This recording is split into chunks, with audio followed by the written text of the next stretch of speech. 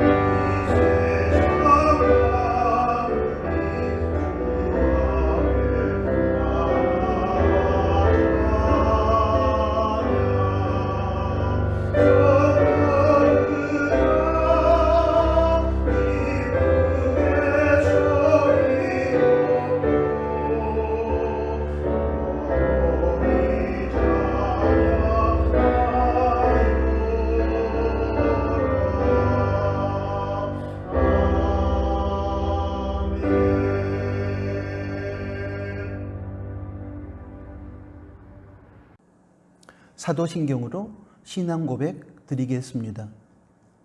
전능하사 천지를 만드신 하나님 아버지를 내가 믿사오며 그 외아들 우리 주 예수 그리스도를 믿사오니 이는 성령으로 잉태하사 동정녀 마리아에게 나시고 본디오 빌라도에게 고난을 받으사 십자가에 못 박혀 죽으시고 장사한 지 사흘 만에 죽은 자 가운데서 다시 살아나시며 하늘에 오르사 전능하신 하나님 우편에 앉아 계시다가 저리로서 산자와 죽은 자를 심판하러 오시리라. 성령을 믿사오며 거룩한 공회와 성도가 서로 교통하는 것과 죄를 사하여 주시는 것과 몸이 다시 사는 것과 영원히 사는 것을 믿사옵나이다. 아멘. 예배를 위해서 기도합니다. 하나님 아버지, 힘들고 고통스러웠던 여름을 보내고 가을의 시작 9월을 맞이하게 하여 주심을 감사합니다. 비록 아직도 무더위는 계속되고 있으며 또 다른 태풍이 한반도를 향하여 올라오고 있으며 코로나19 바이러스는 계속 확산되며 기승을 부리고 있지만 생명과 계절과 역사를 주관하시는 하나님께서 허락하신 가을의 시작 9월이기에 저희는 하나님의 은혜와 사랑을 구하며 모든 일상이 정상으로 회복될 날을 기대합니다. 특별히 피조물로서 구속받은 하나님의 자녀로서 가장 영광스러운 예배의 자리에 오늘 복된 주일의 예배자로 서게 하여 주심에 또한 감사와 찬양을 드립니다. 코로나19 확산의 위기 속에서 이웃의 생명과 안전과 건강을 지키기 위한 사랑의 마음으로 각 가정에서 비대면 예배를 드리는 저희를 긍휼히 여기시고 교회당에도 공동체로 모여 대면 예배를 드릴 때와 마찬가지로 경건한 마음과 태도로 예배드리게 하시고 성령과 진리로 드리는 저희의 예배가 하나님을 영화롭게 하며 하나님을 만나 하나님의 이 시대와 저희를 향한 뜻을 알고 그 뜻에 순종하는 결단을 하는 저희가 되게 하여 주옵소서. 하나님 아버지, 코로나19를 비롯한 각종 재해와 고난의 현실 속에서 저희의 연약함과 무지함과 죄악과 믿음 없음의 실체를 깨달아 알게 해주시고 회개함으로 저희가 하나님 앞에 정결함과 거룩함을 회복하게 하여 주옵소서. 코로나19를 비롯한 각종 재해로 인한 고통 속에서 눈에 보이는 재산과 물질, 건강을 위해서도 기도해야 할 것이지만 그보다 먼저 하나님 앞에서 교만하며 하나님의 뜻을 무시하며 저희 마음대로 살았던 불순종의 삶과 하나님의 기대에서 멀어져 타락의 길을 걷고 있는 교회와 목회자와 성도의 부끄러운 삶을 솔직하게 내어놓고 하나님 앞에서 통렬하게 반성하고 돌이키는 회개 기도가 먼저 이루어지게 하시고 회개에 합당한 열매를 맺게 하여 주옵소서. 한국교회가 지금까지 겪고 있는 고난의 현실을 통하여 죄와 불견건과 타락의 자리를 출애굽하여 선과 경건과 회복의 자리로 돌아오게 하여 주옵소서. 하나님 아버지, 저희는 연약합니다. 그럼에도 불구하고 하나님을 의지하지 않고 인간의 능력을 과신하며 하나님을 무시하고 마음대로 살아왔습니다. 불쌍히 여겨주옵소서. 저희가 겪고 있는 일련의 고난은 하나님께서 도와주셔야만 해결할 수 있사오니 코로나19가 안정 국면으로 돌아가며 코로나19로 인한 일상이 무너진 현실들을 정상으로 되돌려 주옵소서. 폭우와 태풍으로 힘든 고통 속에서 아파하는 이재민들을 긍휼히 여기시고 속히 정상의 삶을 회복하게 하여 주옵소서. 어려운 경제 현실 속에서 소상공인들과 서민들의 기본적인 삶을 지켜주시고 기득권을 가지고 있는 의료진, 정치권을 비롯한 이 사회의 지도자들이 도덕성을 갖추고 공공의 이익을 추구하며 하나님께서 허락하신 지위와 권위와 은사를 하나님의 영광과 공동체 백성들의 유익을 위해 사용하게 하여 주옵소서.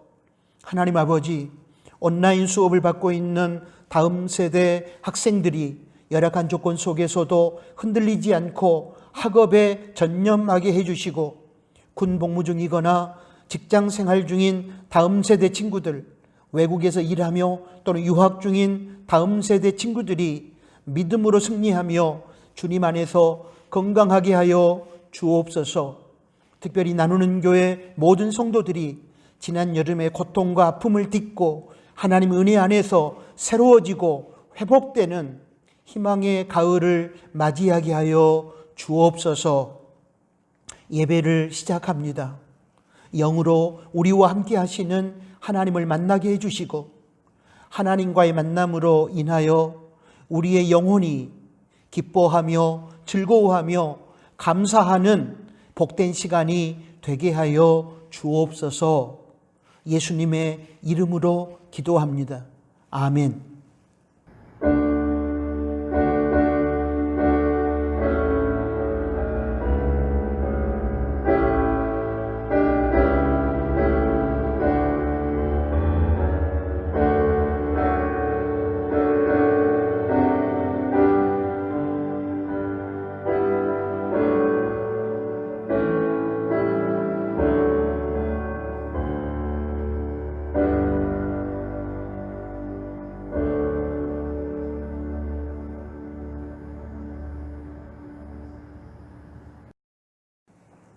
봉헌의 시간입니다.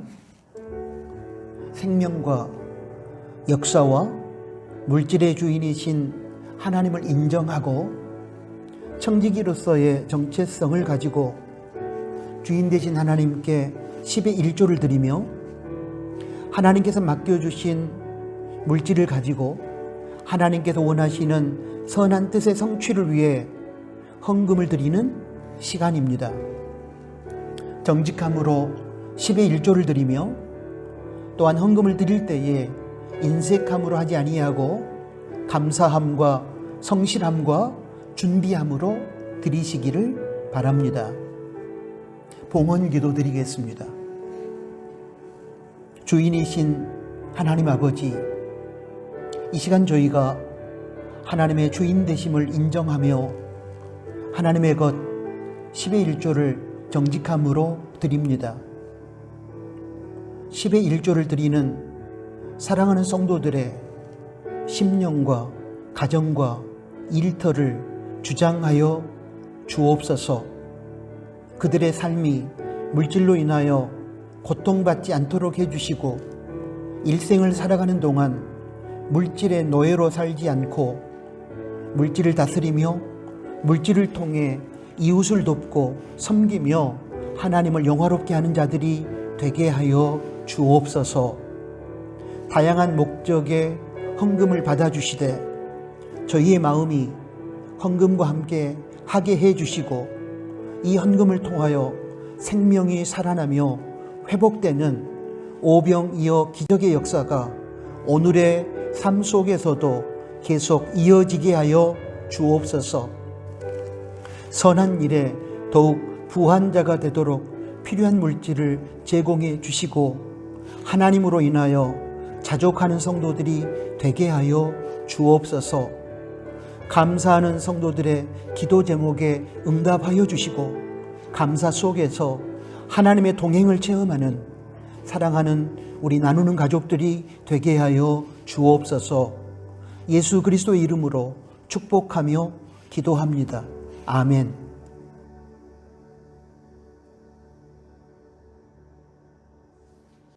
코이노니아 시간입니다. 먼저 함께 예배드리는 가족들에게 샬롬으로 인사하겠습니다. 샬롬, 주님의 평화가 심령과 관계 가운데 임하기를 축복합니다. 9월을 맞았습니다.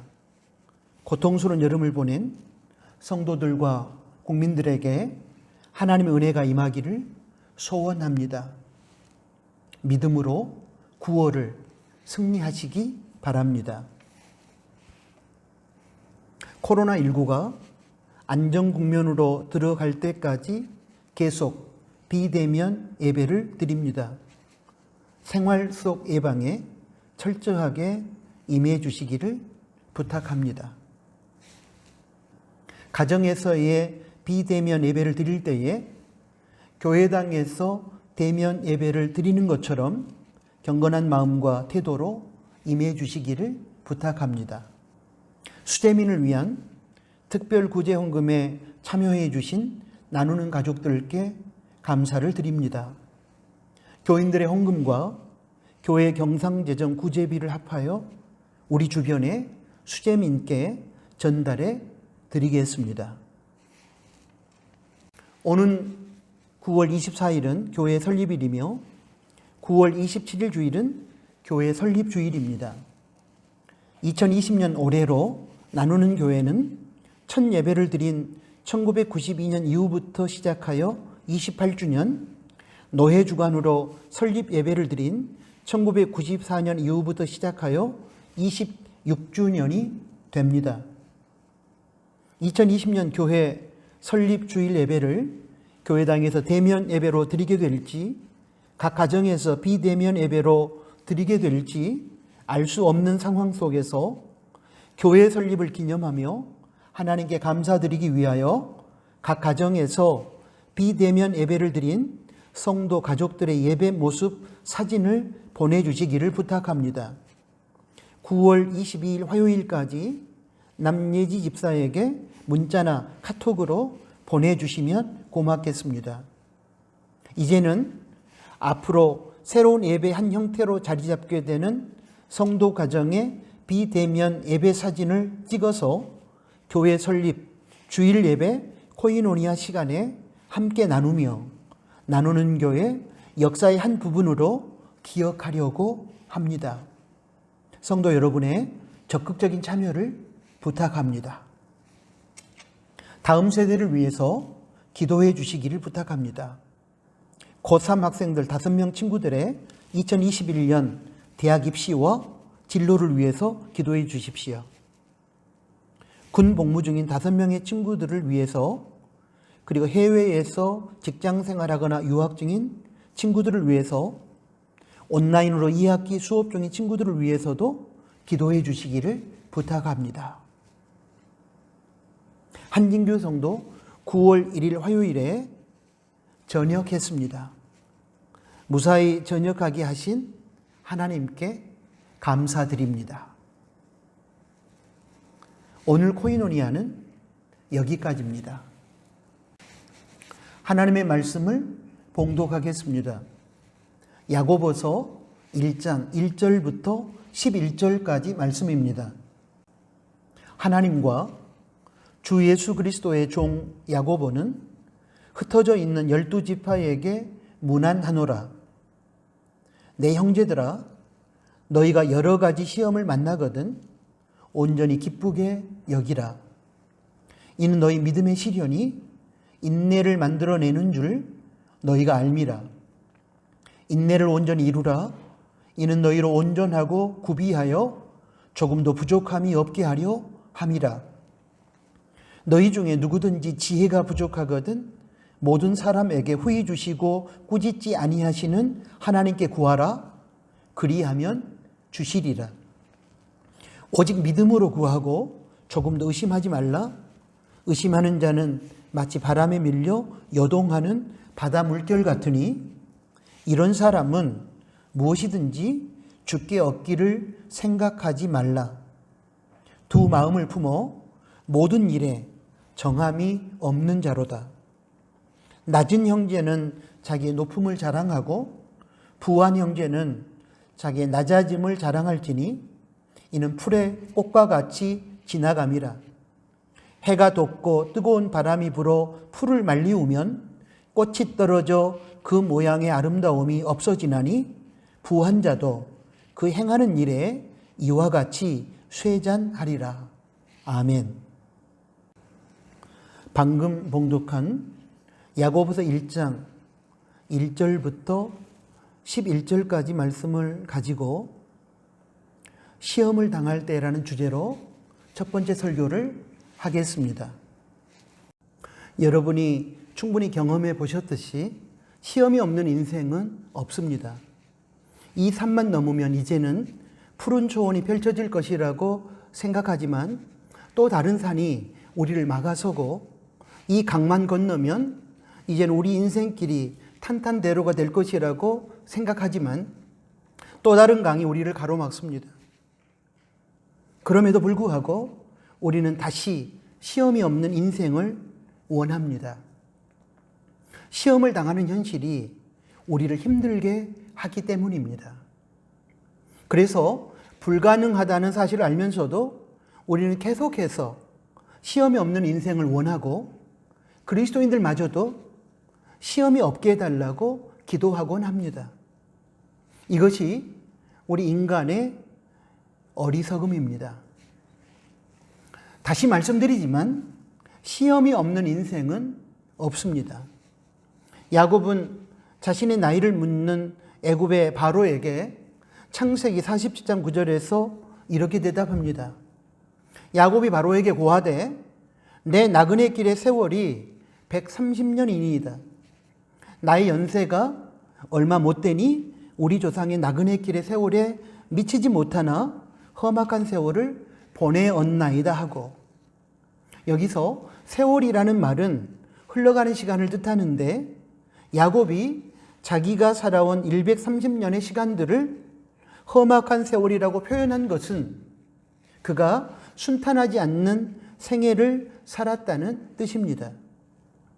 숱한 시험 속에서 인생을 살았다는 것을 의미합니다. 야곱처럼 하나님 앞에 살아가는 성도들도 역시 누구나 다 힘들고 어려운 세상을 살아감을 깨닫게 해주는 말씀입니다. 그런가 하면 고난의 대명사인 욥은 욥기 5장 7절에서 인생은 고난을 위하여 났나니 불티가 위로 나름 같으니라 라고 고백합니다. 죄성을 가진 인간에게 고난은 피할 수 없는 것임을 가르쳐주는 말씀입니다. 인간은 태어나는 순간부터 고통스러운 시험에 직면하게 된다는 의미를 담고 있습니다. 개인이든 공동체든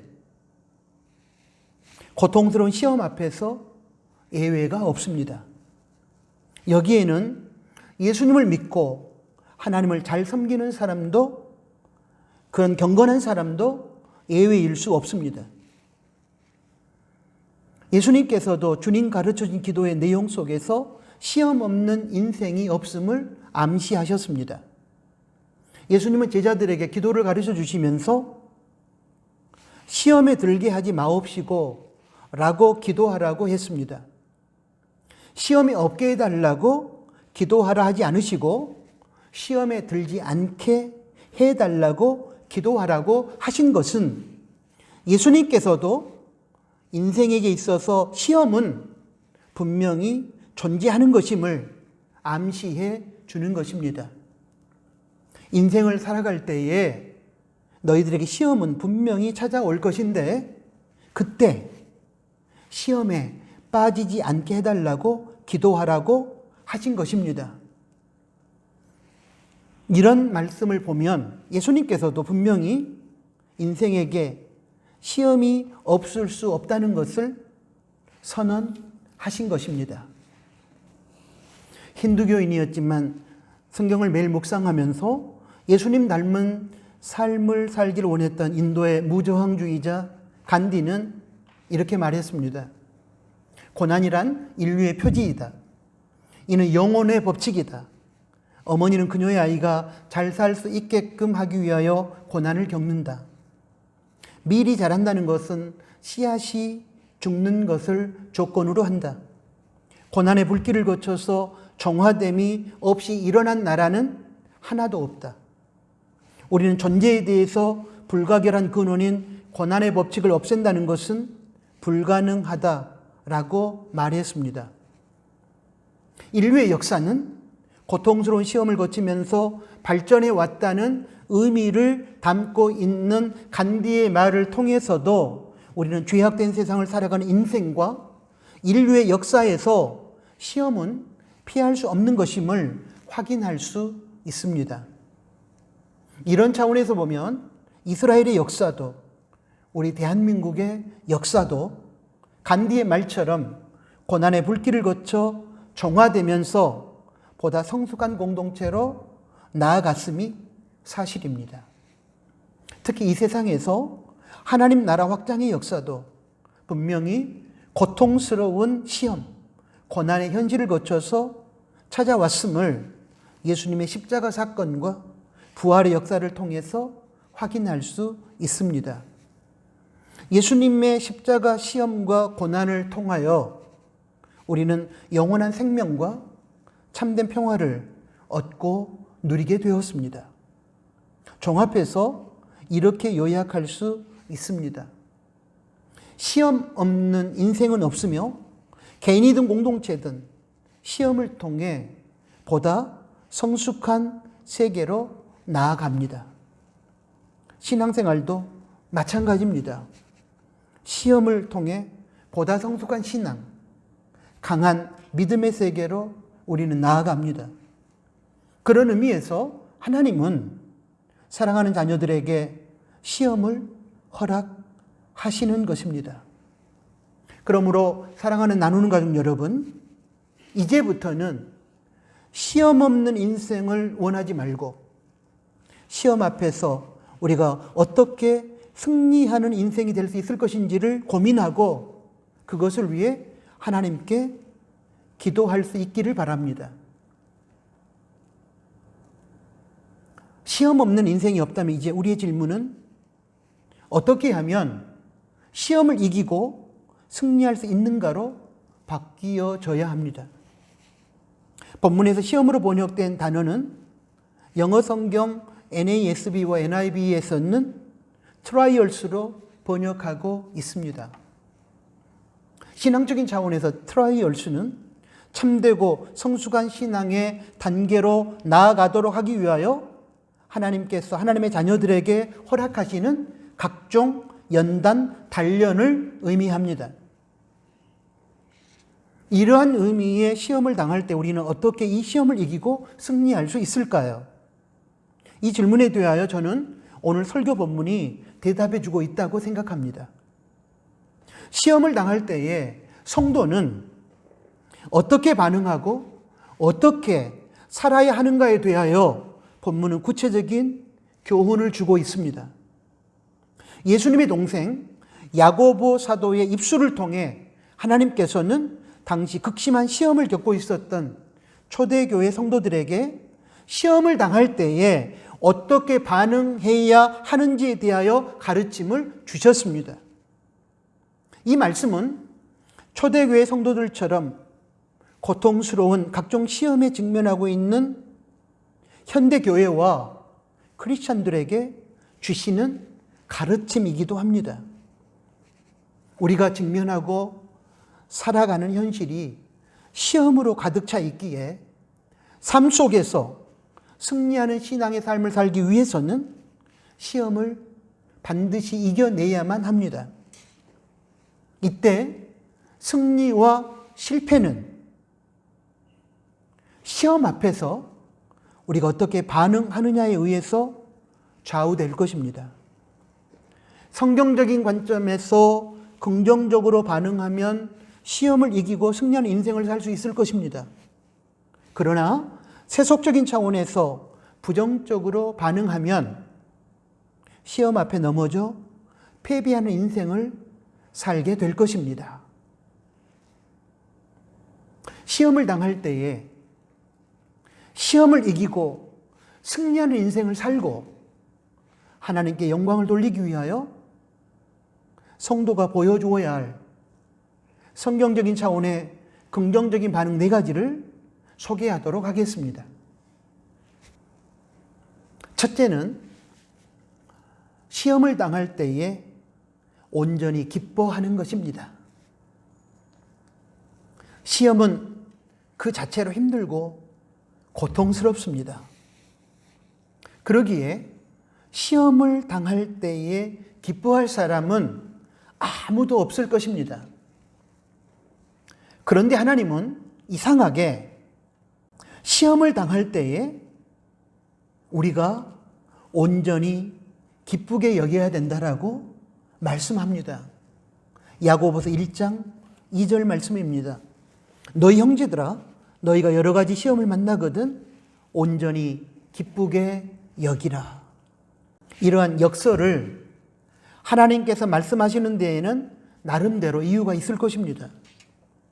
저는 그 이유를 C.S. 루이스가 표현한 고난이란 변장하고 찾아오는 복이라는 말 속에서 찾을 수 있다고 생각합니다. 우리 인간은 시험을 당할 때에 시험 자체가 주는 현상적인 고통만 보기 때문에 시험을 부정적으로 생각하고 꺼려합니다. 그러나 하나님께서는 고통스러운 시험을 통해 성도를 더욱 거룩하고 성숙한 믿음의 사람으로 세워가며 하나님을 인격적으로 체험케 하여 더욱 깊은 신앙의 세계로 인도하시며 결국에는 하나님의 선한 뜻을 이루어 가시기 때문에 하나님의 눈으로 보면 시험은 우리에게 긍정적인 것이며 우리가 기뻐해야 하는 것입니다. 그러므로 고통스러운 시험 자체의 현상만 바라보지 말고 시험 저 너머에서 성도를 위해 역사하시는 하나님을 바라보고 우리에게 주어진 시험을 긍정적으로 생각하고 기쁘게 여기시기를 바랍니다.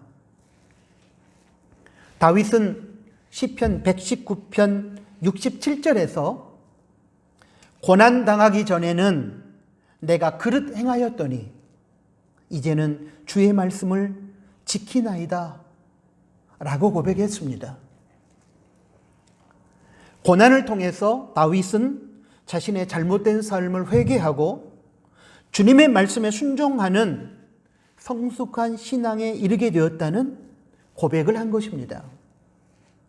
그리고 이어지는 시편 119편 71절에서 다윗은 고난당한 것이 내게 유익이라 이로 말미암아 내가 주의 율례들을 배우게 되었나이다.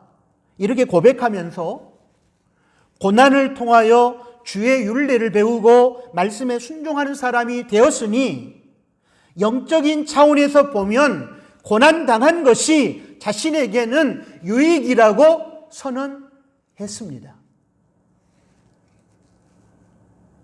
다윗의 경우에서 볼 수 있는 것처럼 고난, 시험이란 힘들고 고통스러운 것이지만 이렇게 영적인 유익을 가져다 준다는 점에서 변장하고 찾아온 복임에 틀림이 없습니다.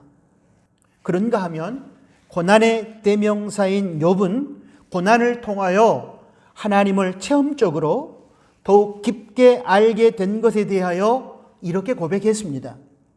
욥기 42장 5절의 말씀입니다. 내가 주께 대하여 귀로 듣기만 하였사더니 이제는 눈으로 주를 배웁나이다. 고난 앞에서 기도하며 말씀에 순종하는 신앙생활 속에서 욥은 하나님을 더욱 깊게 체험할 수 있었습니다. 고난을 통하여 하나님을 전인격적으로 더욱 깊게 체험하고 알게 되었다면 그것은 엄청난 복입니다. 이런 점에서 보면 고난은 변장하고 찾아온 복이 분명합니다.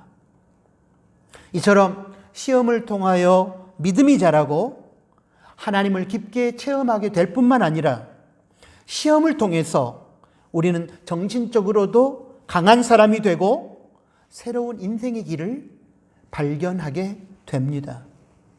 이런 의미에서도 비록 고난, 시험이 힘들고 고통스러운 것이지만 긍정적으로 받아들이고 기쁨으로 감당하면 변장하고 찾아온 복으로 우리들에게 다가올 것입니다.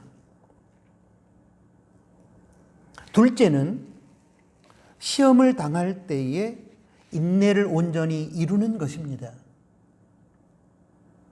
신앙의 결론은 열매로 나타납니다. 그런데 그 열매는 하루아침에 맺어지는 것이 아닙니다. 오랜 인내의 시간을 거쳐 마침내 열매를 맺습니다. 많은 성도들께서 믿음으로 시작했다가 그 열매를 거두지 못하고 실패하는 이유는 끝까지 인내하지 못하고 힘들다는 이유로 도중에 포기하기 때문입니다. 시험은 힘들고 고통스러운 것입니다. 그래서 많은 성도들이 시험 앞에서 인내하지 못합니다. 그러나 끝까지 참고 인내를 온전히 이루는 자만이 신앙의 열매를 맺을 수 있습니다. 야고보서 1장 4절은 인내를 온전히 이루라고 했고 야고보서 1장 3절은 믿음의 시련이 인내를 만들어낸다고 했습니다. 쉬운 성경은 야고보서 1장 4절을 믿음의 시련을 통하여 인내심이 성장한다고 번역했고 현대어 성경에서는 이 구절을 험난한 길은 여러분에게 인내를 기를 수 있는 길이 된다라고 번역했습니다. 고난, 시험 앞에서 참고 인내하지 못하면 절대로 열매를 맺을 수 없습니다.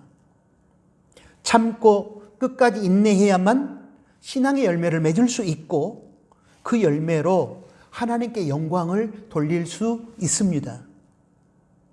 그런 의미에서 고난, 시험은 성도에게 필수적으로 인내를 요구합니다.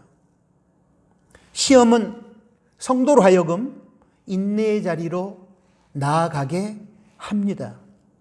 그리고 끝까지 참아 인내를 온전히 이루게 될 때에 성도는 시험을 이기고 승리하게 되는 것입니다. 이런 의미에서 시험을 당할 때에 우리는 인내를 온전히 이루어야 합니다.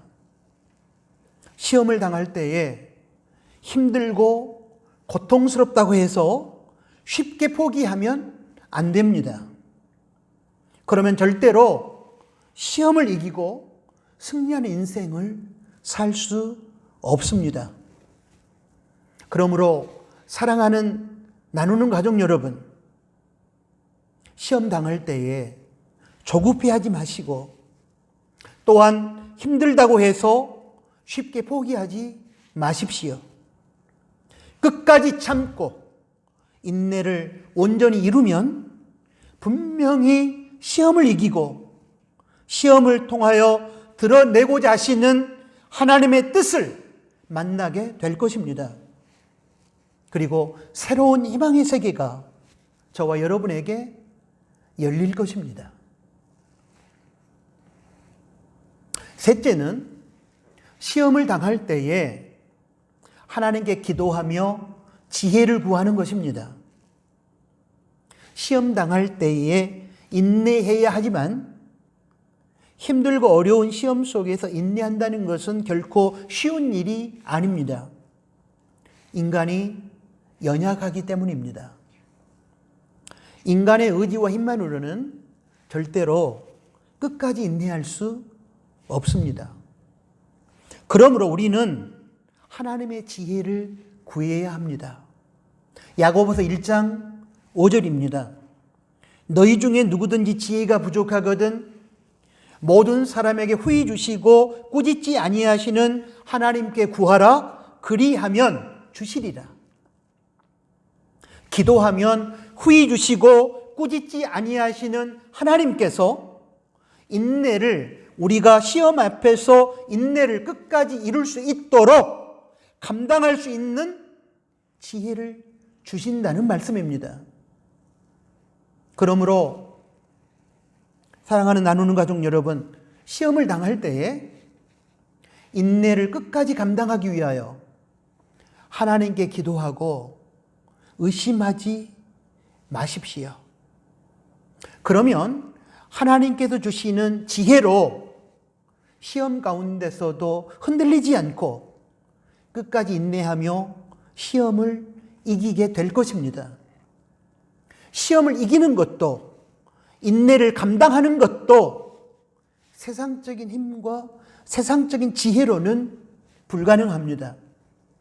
오직 하나님께서 주시는 힘과 지혜로만이 가능합니다.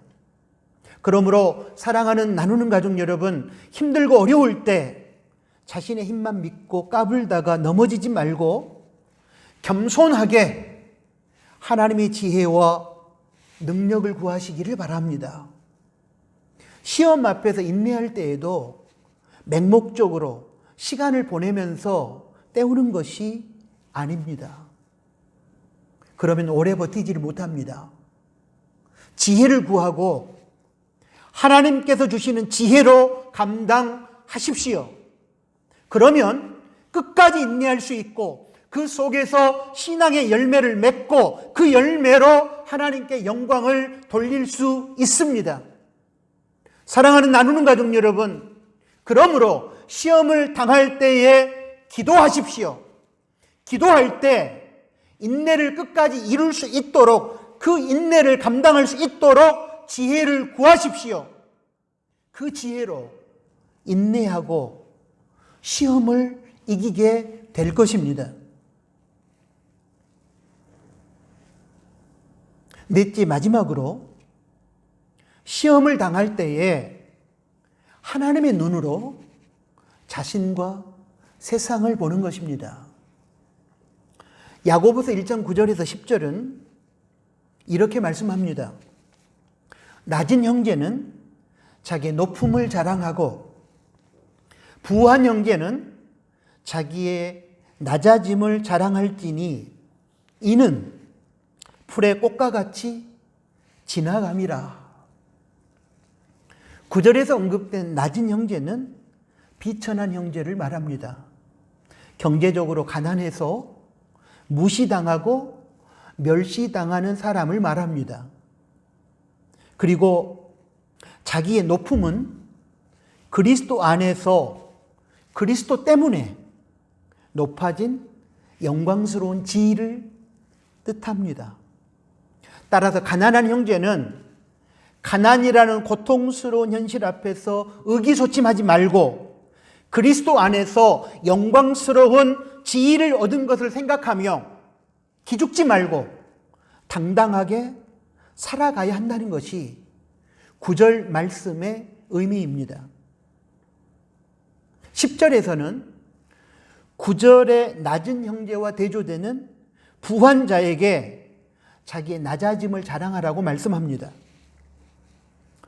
여기서 낮아짐은 비천함을 의미하는 것으로서 하나님 앞에서 겸비한 태도, 곧 겸손한 태도를 뜻합니다.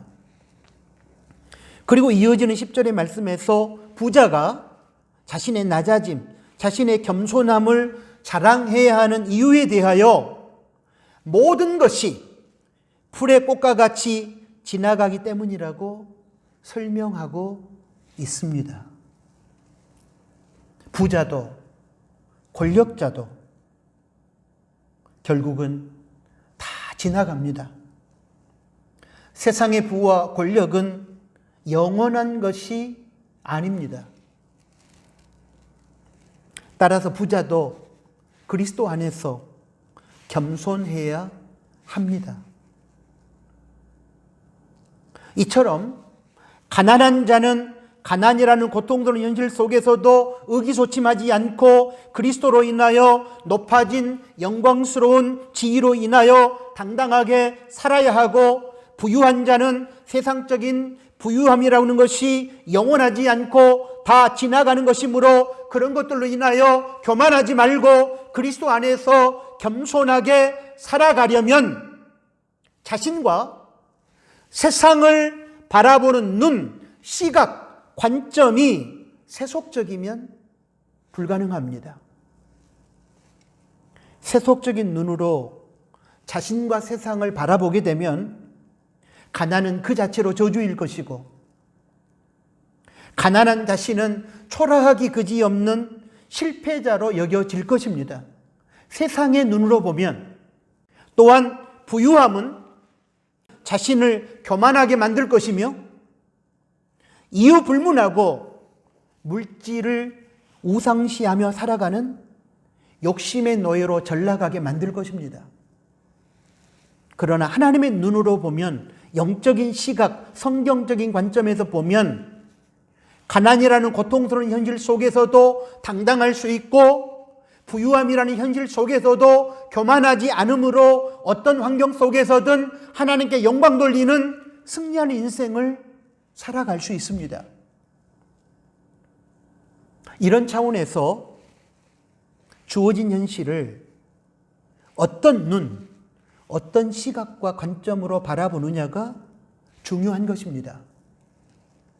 특히 고통스러운 시험을 당하게 되었을 때에 하나님의 눈, 성경적인 시각으로 현실을 바라보고 해석할 수 있어야 시험에 빠지지 않고 시험을 이기고 주님 안에서 승리하는 인생을 살아갈 수 있을 것입니다.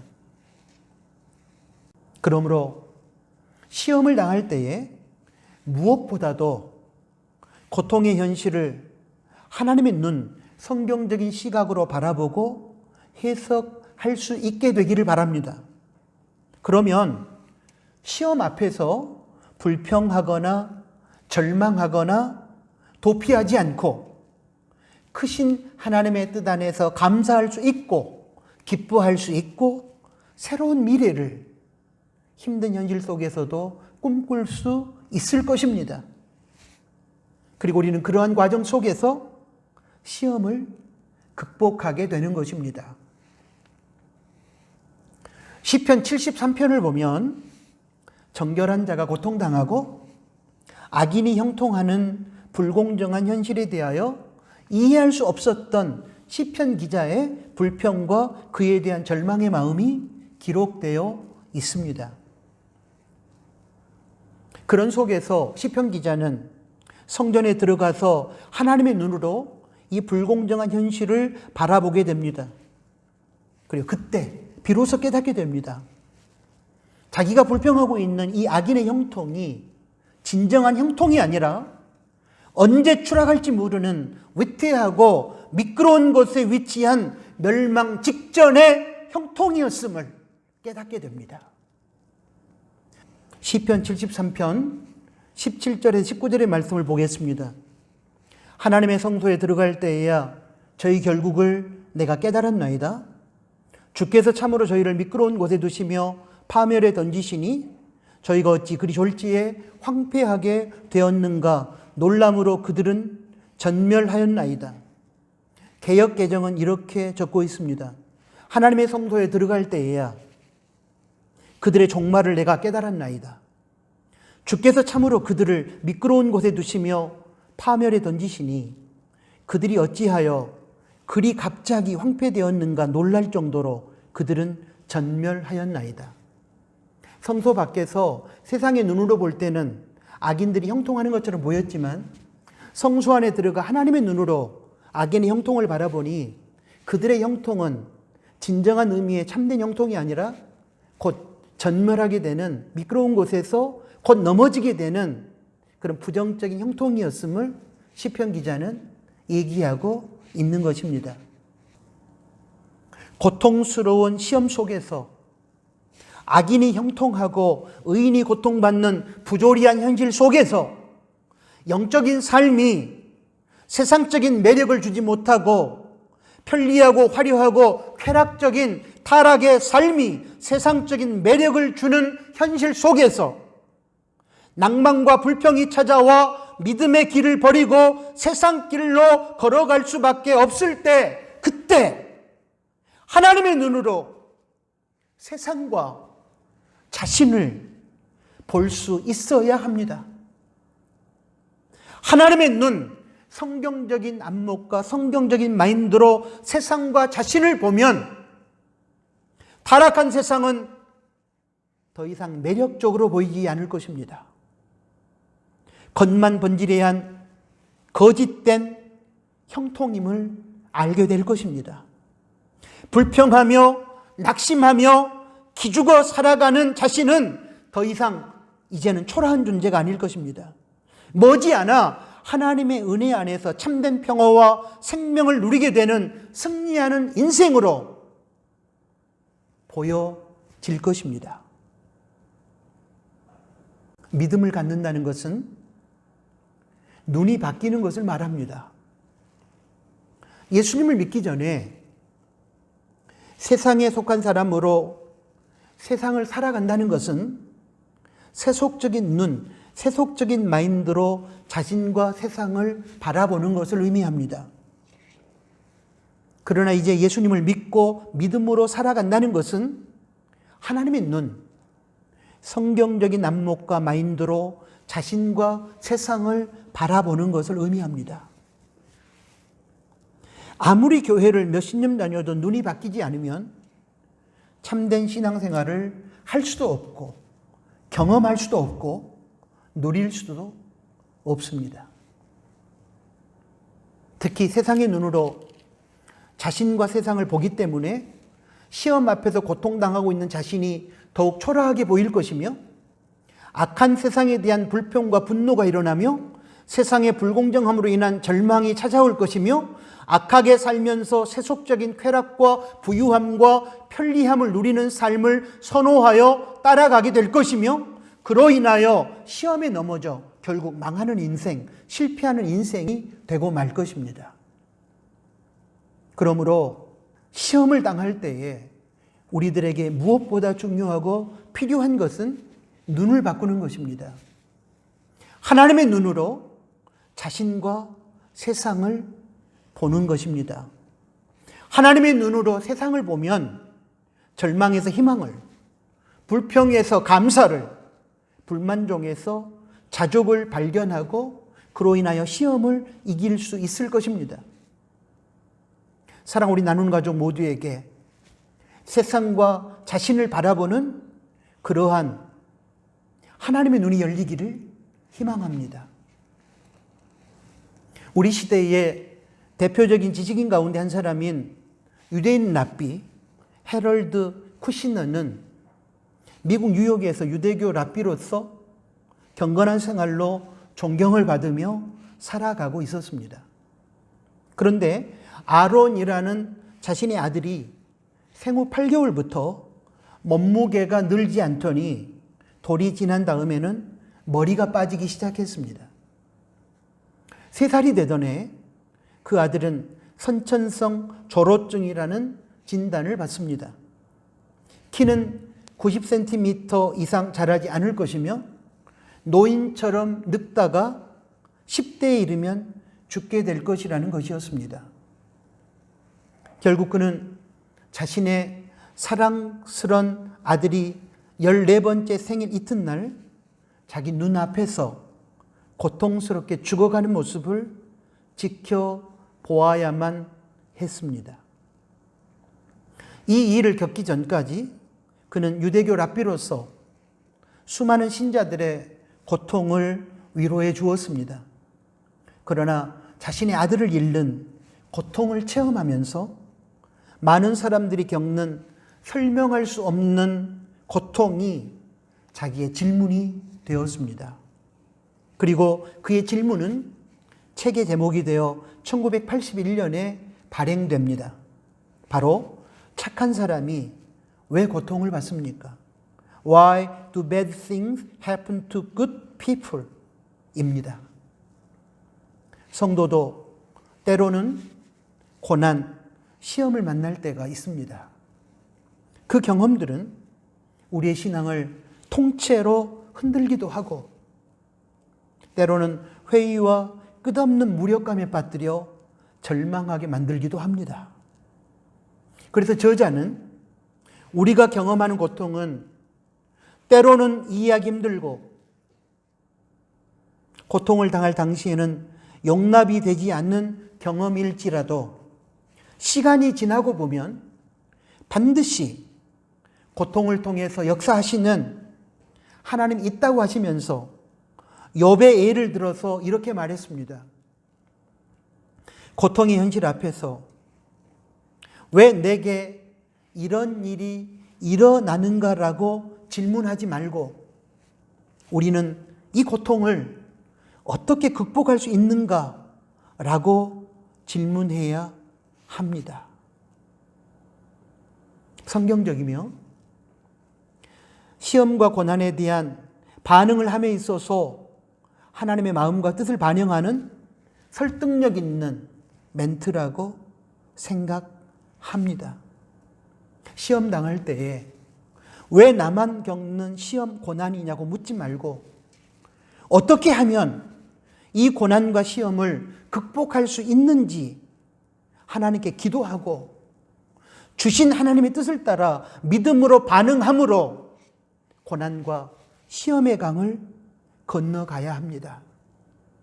고난과 시험의 산을 넘어가야 합니다.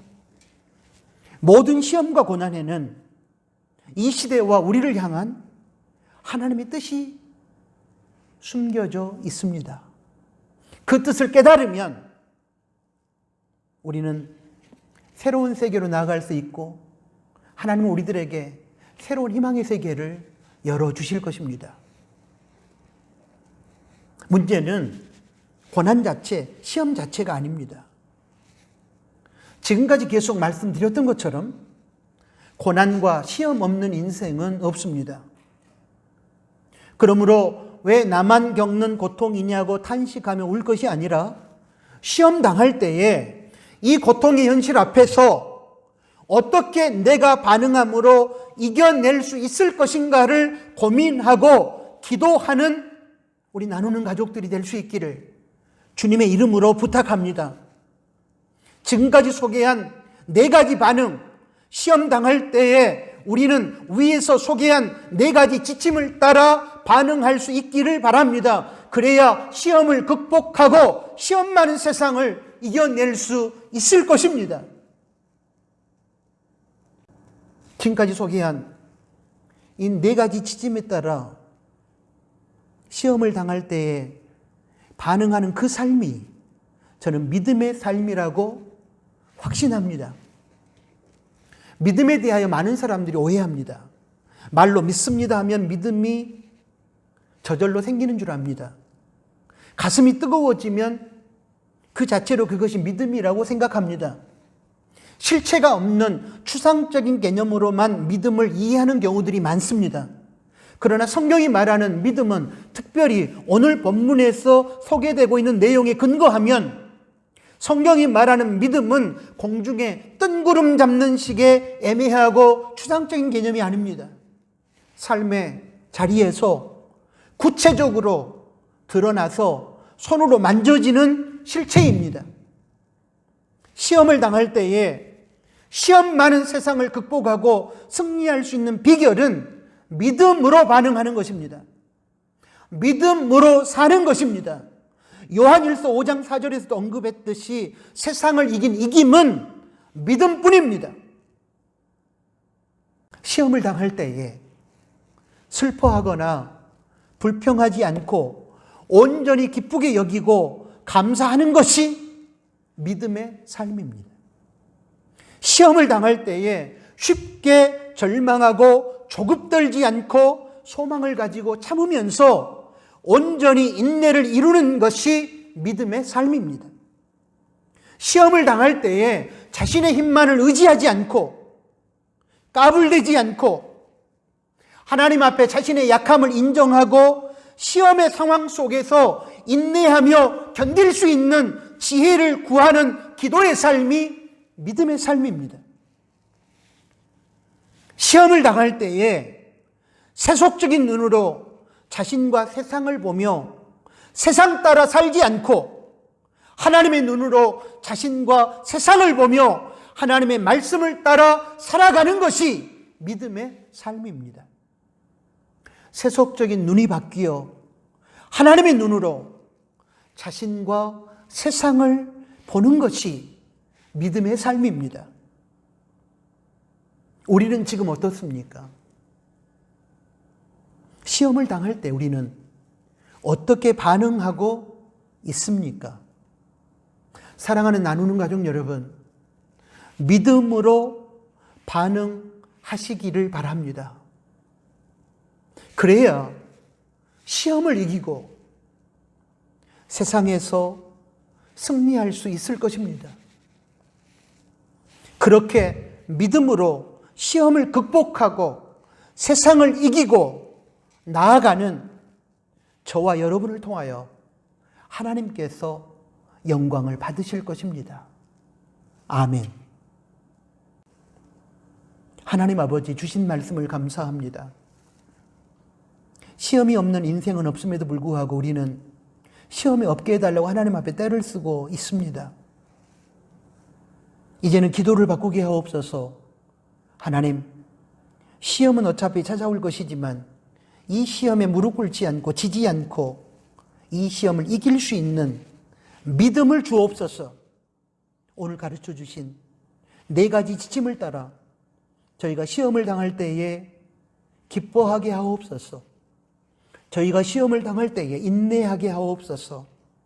저희가 시험을 당할 때에 지혜를 구하며 기도하게 하옵소서. 저희가 시험을 당할 때에 시험의 현실을 하나님의 눈으로 바라보고 절망하지 않고 희망을 가지고 새로운 하나님의 나라를 꿈꾸게 하옵소서.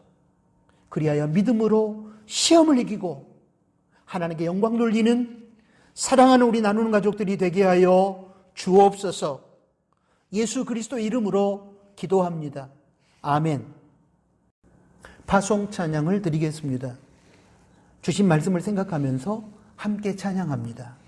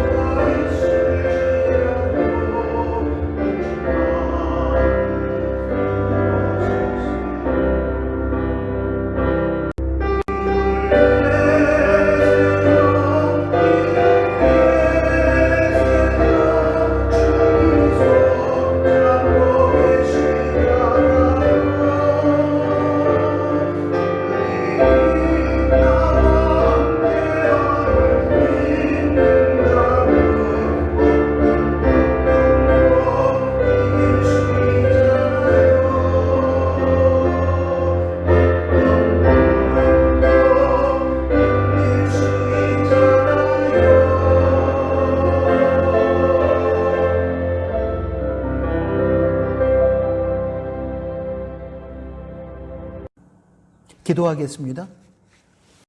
이제는 우리 구주 예수 그리스도의 은혜와 하나님 아버지의 크신 사랑하심과 성령 하나님의 위로, 교통, 충만 동행하심이 시험을 당할 때에 불평하거나 낙심하거나 도피하지 않고 하나님이 가르쳐 주신 지침을 따라 믿음으로 반응하며 시험을 이기고 승리하여 하나님께 영광을 돌리기를 소망하는 사랑하는 나누는 가족 식구들 머리 위에 이제로부터 영원토록 항상 함께 계실지어다.